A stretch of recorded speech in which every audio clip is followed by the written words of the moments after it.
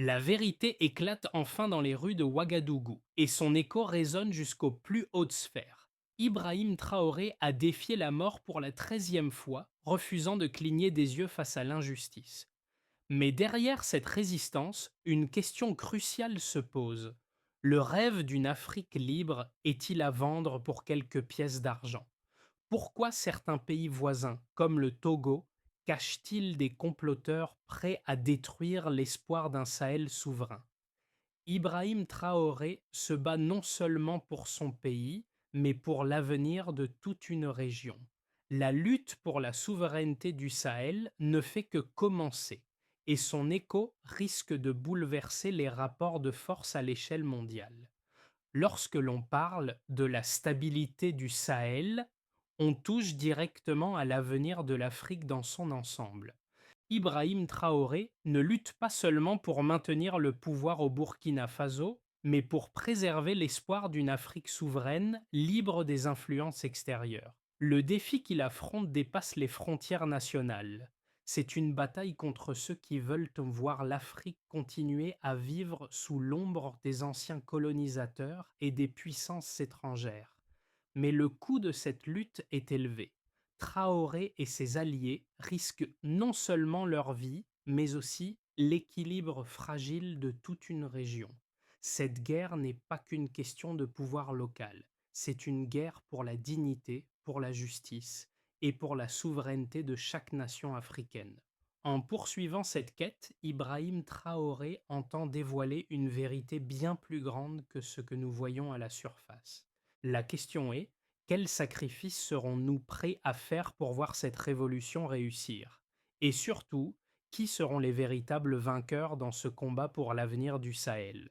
Ibrahim Traoré, le capitaine du Burkina Faso, n'est pas simplement un leader militaire. Il incarne un mouvement plus grand, celui de l'éveil de l'Afrique face à ses oppresseurs extérieurs et intérieurs. Mais ce n'est pas seulement son rôle de leader qui est en jeu. Il représente la voix de ceux qui ont été réduits au silence pendant trop longtemps. Depuis son arrivée au pouvoir, le Burkina Faso a vu un renversement de situation dramatique. Autour de Traoré, une vague de soutien populaire a émergé, un mouvement qui dépasse les frontières du pays. Des centaines de milliers de personnes dans les rues réclament justice, non seulement pour leur pays, mais pour l'ensemble du Sahel. Cependant, ce soutien grandissant n'est pas sans conséquences.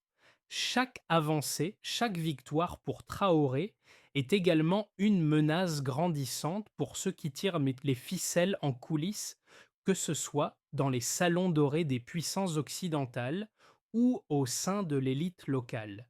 Les ennemis de la révolution sont nombreux et puissants. Parmi eux, certains hauts responsables militaires et des politiciens prêts à trahir leur pays pour de l'argent ou des promesses de pouvoir. L'un de ces traîtres est le capitaine Kiriati, un homme qui a fait un pacte avec les forces obscures cherchant à déstabiliser la révolution. Mais une question reste en suspens. Qu'est-ce qui a poussé Kiriati à trahir son propre pays pour quelques pièces de monnaie? L'histoire de cette trahison commence à se révéler et avec elle une image terrifiante de la corruption qui gangrène non seulement les rangs militaires, mais aussi les cercles politiques du pays. Alors que Kiriati et ses alliés œuvrent dans l'ombre, les autorités du Burkina Faso, menées par Traoré, s'efforcent de déterrer la vérité. L'intrigue prend alors une tournure imprévisible. La répression commence et le peuple se retrouve face à un choix crucial. Est-ce que la révolution d'Ibrahim Traoré survivra à cette tempête ou est-ce que les forces extérieures et intérieures réussiront à l'étouffer dans l'œuf? L'histoire d'Ibrahim Traoré n'est pas simplement celle d'un homme seul face à un système corrompu. C'est celle de tout un peuple qui a choisi de se lever, de refuser la soumission et de se battre pour un avenir meilleur. Les premiers signes de révolte ont été perçus non seulement dans les rues de Ouagadougou, mais aussi dans les camps militaires et parmi les élites du pays. La prise de pouvoir par Traoré a marqué un tournant décisif, mais ce n'est que le début d'un processus plus vaste. Derrière cette révolution se cache une série d'individus qui ont décidé de mettre leur foi et leur loyauté envers le capitaine. L'un d'eux est le général Agui, un vétéran de l'armée du Burkina Faso, qui a pris la décision de soutenir Traoré malgré la pression croissante de ses collègues militaires. Ce choix ne fut pas sans risque. Agui savait que, en cas de défaite, il pourrait tout perdre, y compris sa vie et celle de sa famille.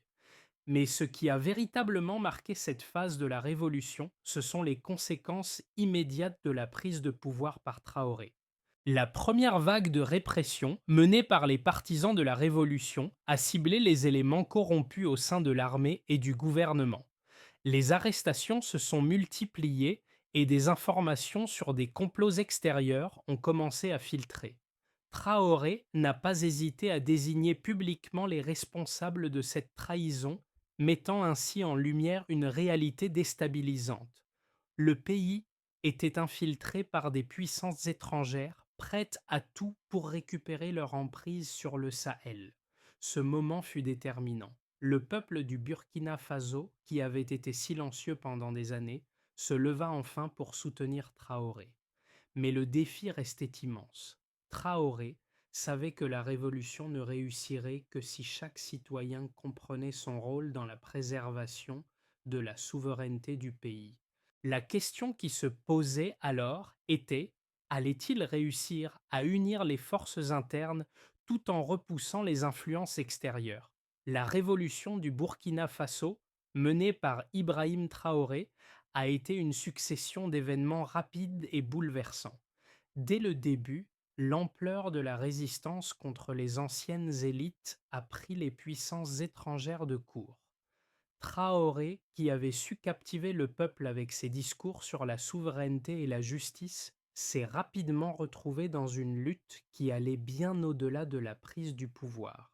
Le premier grand tournant est survenu lorsque les unités d'élite de l'armée, dirigées par Traoré lui-même, ont pris le contrôle de la capitale, Ouagadougou, lors d'un coup de force fulgurant.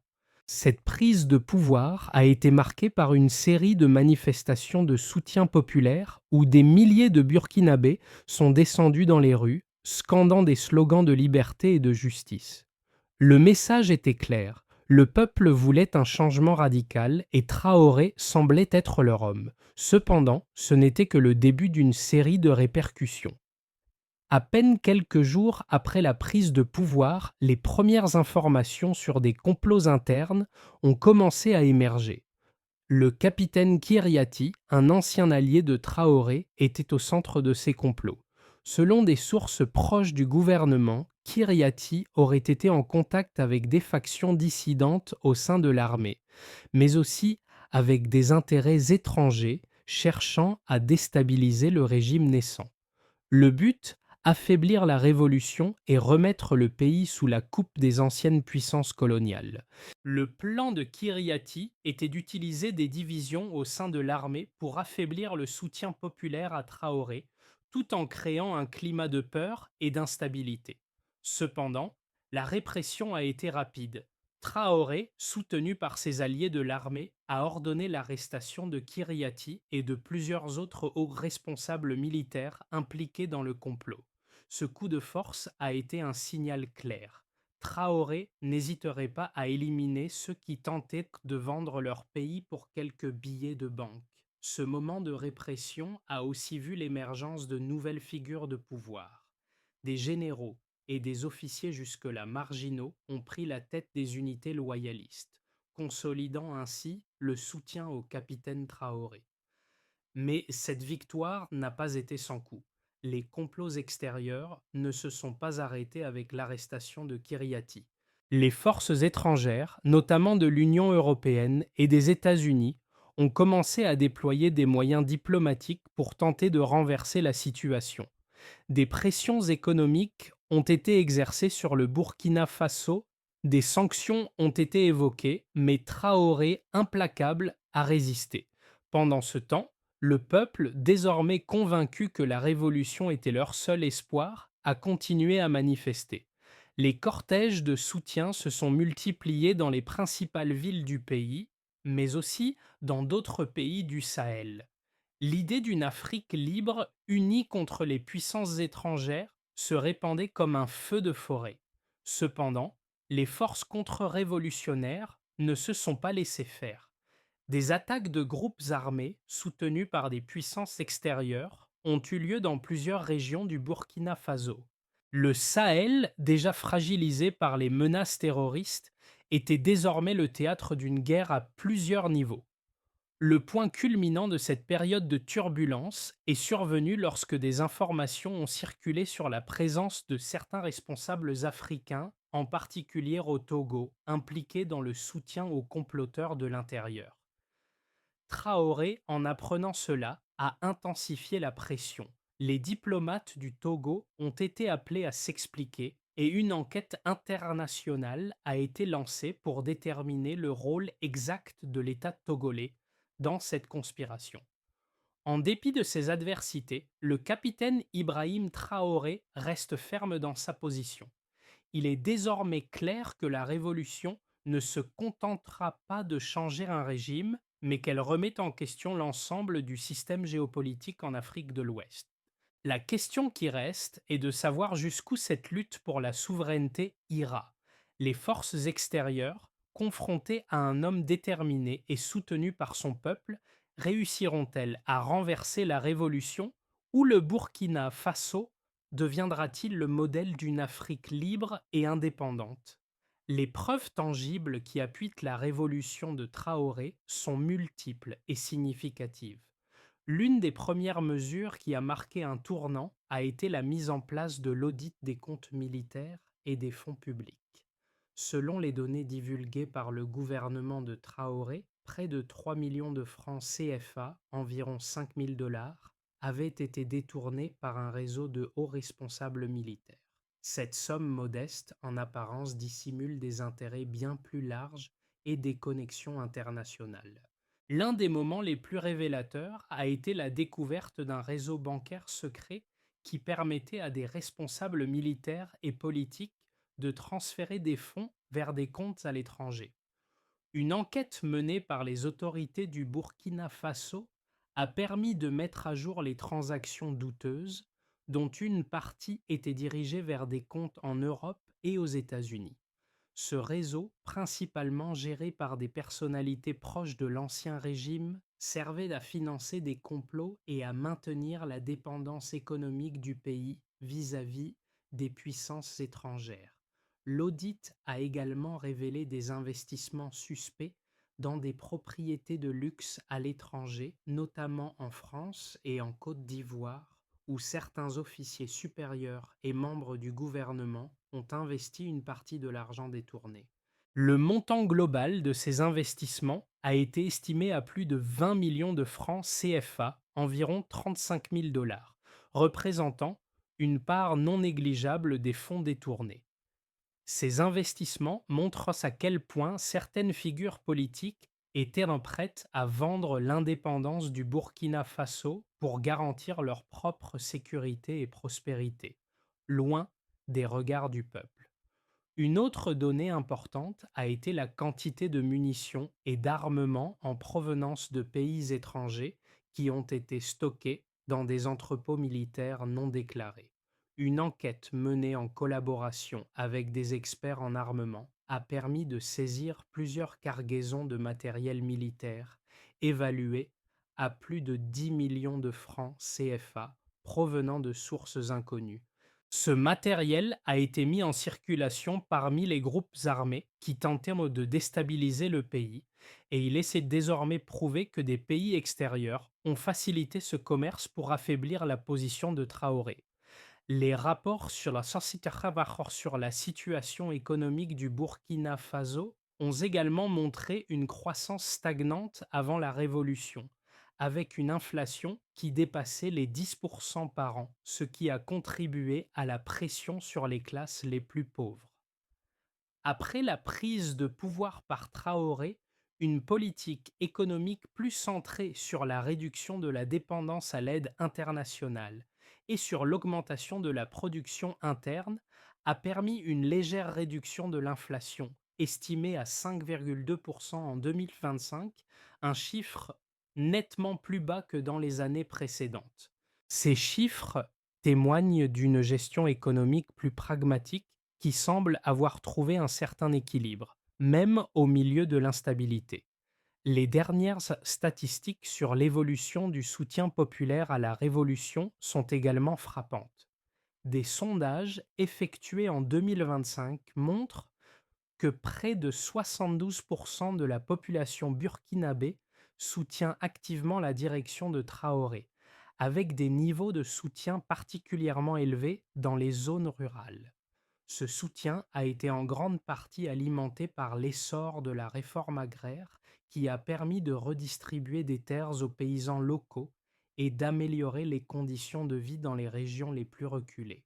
Toutes ces preuves s'accumulent et offrent un tableau clair.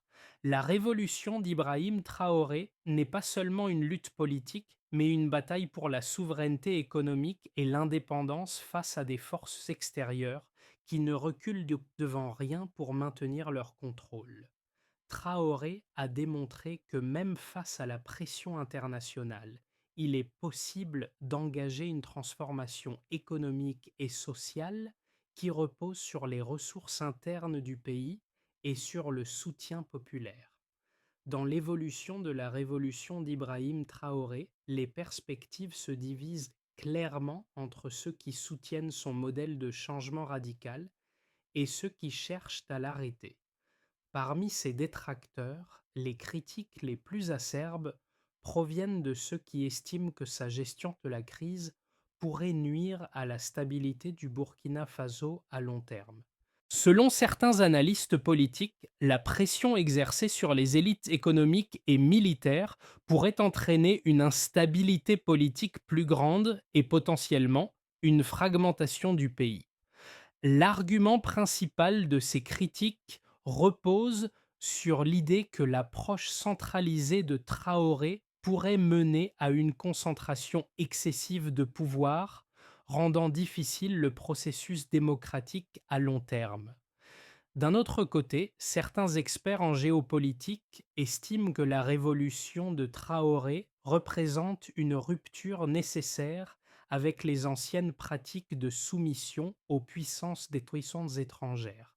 Selon eux, la politique de Traoré, qui vise à mettre fin aux influences extérieures sur l'économie et la politique nationale, est un modèle de souveraineté et de dignité pour l'Afrique.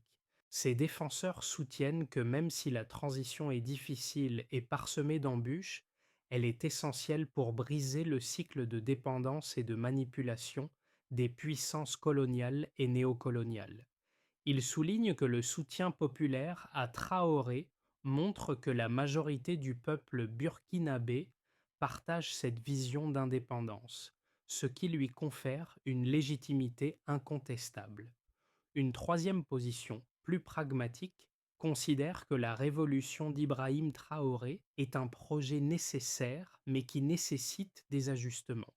Ces critiques, tout en reconnaissant les avancées économiques sous sa direction, soulignent que la gestion de la répression contre les opposants pourrait se retourner contre lui. Certains suggèrent que Traoré pourrait perdre une partie de son soutien s'il ne réussit pas à concilier les différentes factions du pays et à apaiser les tensions internes. En effet, la répression, bien qu'efficace pour éliminer les menaces immédiates, a aussi pour effet de renforcer le sentiment de persécution chez une partie de la population, notamment parmi ceux qui se sentent exclus du processus révolutionnaire. Pour certains analystes, cela pourrait fragiliser le soutien à long terme de Traoré si des réformes inclusives ne sont pas mises en place rapidement pour garantir une transition véritablement démocratique. En définitive, ces trois visions du futur du Burkina Faso, l'argument de la stabilité, celui de l'indépendance totale et celui de l'équilibre entre les deux, vont façonner l'avenir de la révolution. Chacune de ces perspectives a des mérites, mais la véritable question demeure. Ibrahim Traoré saura-t-il créer un système durable qui allie souveraineté et stabilité, ou risque-t-il de sacrifier l'un pour l'autre? L'un des moments clés de la révolution d'Ibrahim Traoré est survenu lorsque la vérité sur les forces extérieures cherchant à déstabiliser le pays a été mise en lumière. Une révélation fracassante a secoué la nation.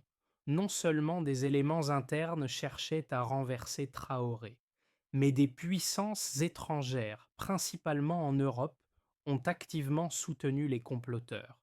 Des documents interceptés ont révélé des conversations entre des responsables militaires et des agents étrangers qui cherchaient à remettre le pays sous leur contrôle. Cette révélation a changé la donne. Non seulement Traoré et ses alliés militaires ont dû faire face à des conspirateurs internes, mais ils ont maintenant un ennemi extérieur à combattre. La souveraineté du Burkina Faso était plus menacée que jamais, et la lutte pour la liberté du peuple burkinabé devenait désormais une bataille géopolitique globale. Cet affrontement n'est pas seulement militaire, il est aussi économique et diplomatique. Traoré a compris que pour gagner cette guerre, il devait non seulement renforcer l'armée, mais aussi resserrer les liens avec ses alliés régionaux, notamment le Mali et le Niger. L'avenir du Sahel était désormais suspendu à ce moment crucial. Les répercussions de la révolution menée par Ibrahim Traoré se sont fait sentir non seulement à l'intérieur du Burkina Faso, mais aussi dans toute la région du Sahel. Ce qui avait commencé comme une lutte pour la souveraineté nationale est rapidement devenu un symbole pour l'ensemble du continent africain. Traoré a réussi à galvaniser une grande partie de la population, mais aussi à attirer l'attention internationale, à la fois par le soutien qu'il a reçu et par la résistance qu'il a suscitée. À l'échelle locale, les premières conséquences de la révolution ont été visibles dans les changements économiques immédiats.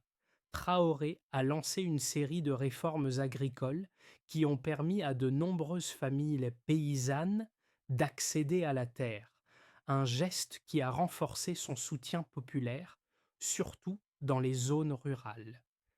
La redistribution des terres agricoles a été un élément clé de son programme, mais elle a également créé des tensions, notamment avec les grandes entreprises agricoles locales et les élites qui contrôlaient ces terres depuis des décennies. Alors que le soutien de la population continuait de croître, ces tensions internes ont menacé de perturber la stabilité fragile du pays. Au niveau régional, les implications étaient tout aussi profondes. Les pays voisins, notamment le Mali et le Niger, ont vu dans la révolte de Traoré une occasion de renforcer leur propre souveraineté face aux puissances étrangères. L'alliance naissante entre ces pays a renforcé les liens entre les mouvements de résistance dans le Sahel. Ce bloc régional, désormais plus uni, représente un défi direct pour les anciennes puissances coloniales et leurs alliés, qui ont longtemps dominé la région à travers des accords économiques et militaires. En soutenant Traoré, le Mali et le Niger espèrent non seulement protéger leur propre sécurité, mais aussi offrir un modèle alternatif à l'Afrique subsaharienne, un modèle d'indépendance et de résilience face aux ingérences extérieures. Cependant, cette alliance ne s'est pas faite sans résistance. Les puissances internationales, en particulier les États-Unis et l'Union européenne, ont réagi en exerçant une pression diplomatique sur ces pays, menaçant de suspendre l'aide et de sanctionner les gouvernements qui soutiennent Traoré. L'ONU, quant à elle, a appelé à la dénucléarisation de la région et à la stabilité des frontières. Mais les efforts pour forcer le Burkina Faso à accepter ces demandes ont échoué. Traoré, déterminé à préserver la souveraineté de son pays, a refusé toute forme de compromis. Les tensions diplomatiques ont également affecté les relations économiques. Plusieurs entreprises occidentales opérant dans la région ont suspendu leurs investissements et leurs contrats en raison de l'instabilité croissante. Cela a eu un effet immédiat sur l'économie du Burkina Faso, mais aussi sur les pays voisins qui ont vu des réductions d'investissements étrangers. Cependant, Traoré a cherché à contourner ces pressions en renforçant les relations commerciales avec les pays de la région, notamment avec le Nigeria et la Chine, dans le but de réduire la dépendance aux anciennes puissances coloniales. En conclusion, bien que la révolution ait apporté des gains immédiats pour le peuple burkinabé, elle a aussi déclenché des conflits internes et externes qui ont profondément remodelé la dynamique géopolitique du Sahel.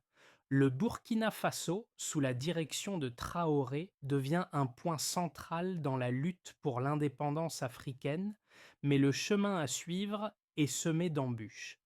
L'avenir du pays dépendra de sa capacité à naviguer dans ces turbulences et à maintenir son soutien populaire face aux pressions internes et externes. À l'horizon de 6 à 12 mois, l'avenir du Burkina Faso et de la révolution menée par Ibrahim Traoré reste incertain.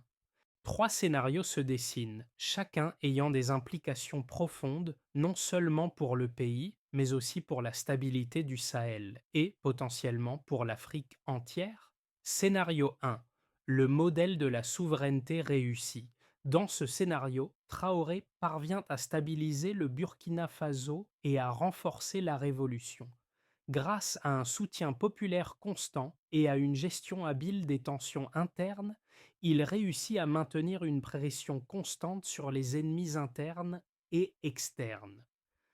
L'alliance avec les pays voisins, en particulier le Mali et le Niger, devient plus forte et une nouvelle coopération régionale se forme pour promouvoir une indépendance économique et sécuritaire face aux influences extérieures. Les réformes économiques continuent de porter leurs fruits, notamment grâce à la redistribution des terres et à l'amélioration des infrastructures locales. Le pays devient un modèle pour d'autres nations du Sahel, prouvant que l'indépendance face aux puissances étrangères est possible. Cependant, les défis restent nombreux. Traoré devra éviter l'écueil de la concentration excessive de pouvoir et s'assurer que les réformes démocratiques ne sont pas sacrifiées au nom de la stabilité. Scénario 2. Le retour de l'instabilité et des divisions internes. Ce scénario envisage un retour aux luttes internes, avec une croissance des tensions au sein de l'armée et de la population. Bien que Traoré bénéficie encore d'un large soutien populaire, les tensions économiques, exacerbées par les sanctions internationales et la pression des puissances étrangères, mettent à mal la cohésion du gouvernement. Des factions au sein de l'armée mécontentes de certaines réformes pourraient se rebeller. La division entre les zones rurales et urbaines s'accentuerait, les élites économiques cherchant à maintenir leur contrôle sur les ressources. Ce scénario pourrait conduire à une instabilité prolongée où des tentatives de coup d'État et des manifestations populaires seraient fréquentes, affaiblissant progressivement le pouvoir de Traoré. Le Burkina Faso risquerait alors de retomber dans une spirale de violence et de dépendance envers les puissances étrangères, compromettant ainsi les progrès réalisés au début de la Révolution. Scénario 3. L'intervention militaire étrangère et la restauration de l'ancien ordre. Dans ce scénario, les pressions externes, notamment de la part des anciennes puissances coloniales, aboutissent à une intervention militaire ou à une opération secrète visant à renverser le régime de Traoré. Les alliés internationaux de l'Afrique de l'Ouest, sous pression de leurs gouvernements respectifs, pourraient être contraints d'agir pour garantir la stabilité régionale et protéger leurs intérêts économiques et stratégiques. Les forces étrangères, soutenues par des factions internes hostiles, interviendraient militairement ou via des pressions diplomatiques pour restaurer l'ordre ancien. Traoré serait confronté à un défi redoutable. Comment résister à une intervention étrangère tout en maintenant l'unité du pays et en préservant la révolution? Si ce scénario devait se concrétiser, le Burkina Faso pourrait voir son indépendance compromise à long terme, les anciens pouvoirs colonisateurs reprenant leur influence. Les trois scénarios montrent clairement que l'avenir du Burkina Faso dépendra de la capacité de Traoré à maintenir l'équilibre entre ses ambitions souverainistes et les réalités géopolitiques et les politiques complexes. Le succès de la révolution dépendra de sa capacité à naviguer avec prudence dans ces eaux turbulentes, en s'assurant que les réformes économiques et sociales profitent à l'ensemble du pays, tout en évitant de tomber dans le piège de l'autoritarisme ou de l'instabilité interne. L'histoire d'Ibrahim Traoré et de la révolution qu'il incarne n'est pas simplement une question de politique ou de guerre, c'est une histoire qui touche à l'identité et à l'avenir de toute l'Afrique. Les actions de Traoré ne sont pas seulement un reflet du Burkina Faso, elles résonnent dans le cœur de chaque citoyen africain, du Caire à Dakar, de Johannesburg à Lagos. Chaque combat pour la souveraineté du Burkina Faso est un combat pour la dignité de l'Afrique entière. Les conséquences de cette révolution vont bien au-delà des frontières du pays. Chaque citoyen africain, qu'il soit dans la diaspora ou sur le continent, regarde avec espoir l'évolution de la situation à Ouagadougou. Les Africains, qui ont été longtemps contraints à la soumission, voient en Traoré un modèle, un symbole de résistance contre l'impérialisme et la domination étrangère. Pour beaucoup, il incarne cette lueur d'espoir qui dit: l'Afrique peut et doit être maîtresse de son propre destin. Ceux qui vivent à l'étranger, dans des pays comme les États-Unis, le Royaume-Uni ou la France, ressentent cette lutte de manière poignante. Ils savent que si la révolution de Traoré échoue, cela signifiera non seulement un échec pour le Burkina Faso, mais aussi pour chaque nation africaine qui lutte pour son indépendance et sa souveraineté. Ils savent que chaque tentative de coup d'État, chaque coup porté à cette révolution est une frappe contre leurs rêves, contre leurs aspirations à un avenir d'égalité et de liberté pour leurs enfants et leurs petits-enfants. Quelles leçons pouvons-nous tirer de cette révolution? La lutte pour l'indépendance et la souveraineté du Burkina Faso nous enseigne que l'unité est la clé. Elle nous montre que l'Afrique, unie dans sa diversité, peut repousser les forces extérieures et internes qui cherchent à maintenir le statu quo.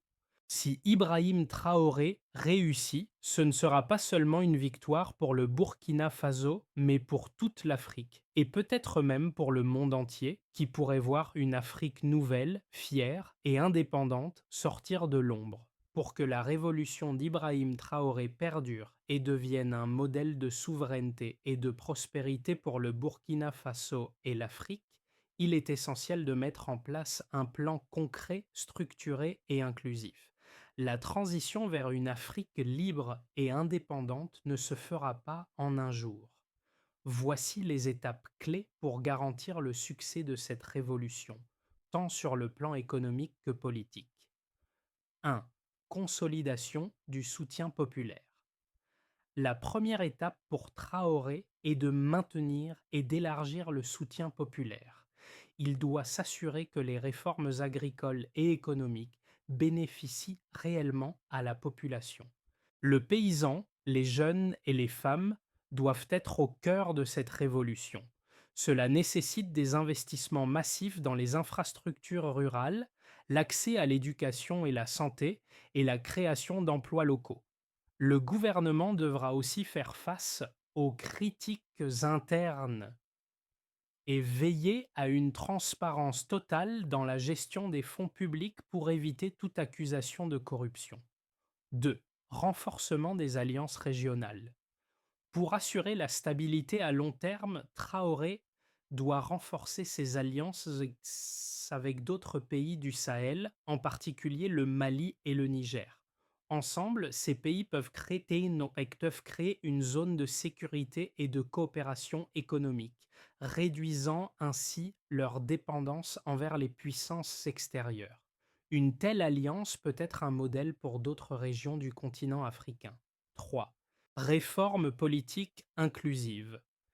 La transition politique ne peut pas être ignorée. Traoré devra mettre en place un cadre constitutionnel qui garantisse les droits fondamentaux de chaque citoyen, qu'il soit militant ou opposant. La mise en place d'un système politique démocratique basé sur la décentralisation du pouvoir et la participation active de toutes les couches sociales est essentielle. Le défi réside dans l'intégration des voix de l'opposition, tout en préservant les acquis de la révolution. 4. Engagement sur la scène internationale. Enfin, pour protéger la souveraineté du Burkina Faso, Traoré devra négocier avec les puissances internationales tout en préservant l'indépendance de son pays. Cela inclut la mise en place de relations commerciales équilibrées, la coopération en matière de sécurité, mais surtout la négociation d'une aide qui ne soit pas conditionnée à la soumission aux volontés étrangères. Le Burkina Faso doit prendre le contrôle de son destin économique tout en restant ouvert à des partenariats qui respectent son indépendance. À la fin de cette révolution, tout retour en arrière serait impossible. Ibrahim Traoré n'est pas simplement un homme, il est le symbole de tout un peuple qui a décidé de ne plus être soumis. Comme un jeune lion se levant pour défendre son territoire, il a pris les rênes de son destin et a défié ceux qui voulaient réduire son peuple à l'état de marionnette.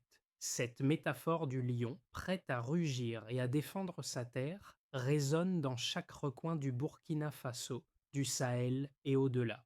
Les leçons de cette révolution sont claires. La dignité, la liberté et l'indépendance n'ont pas de prix. Le peuple du Burkina Faso, porté par l'espoir d'un avenir meilleur, a choisi de se lever, de se battre et de refuser la soumission. Mais tout comme les anciens empires se sont effondrés, ceux qui pensent que l'Afrique peut encore être dominée doivent comprendre que les temps ont changé. Ibrahim Traoré ne fait pas que gouverner son pays.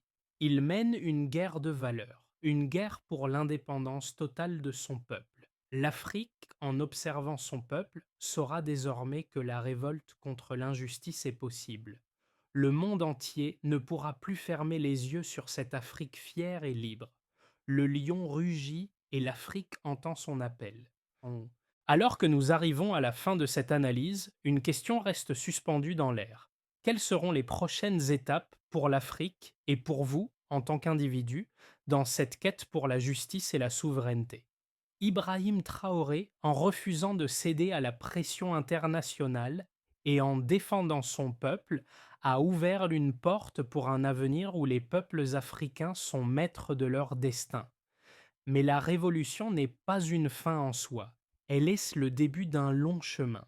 Votre soutien à cette révolution, même à distance, a le pouvoir de changer le cours de l'histoire. Partagez vos réflexions dans les commentaires, exprimez-vous et montrez que vous faites partie de cette vague de changement. L'Afrique ne se relèvera pas seule. Elle a besoin de chaque voix, de chaque geste de solidarité. Alors, dites-nous, comment allez-vous contribuer à la construction de cette nouvelle Afrique? Que vous soyez un Africain du continent ou de la diaspora, votre voix compte. Ensemble, nous pouvons bâtir un avenir plus juste, plus équitable et surtout plus libre. L'Afrique est-elle prête à rugir? Laissez votre message ci-dessous.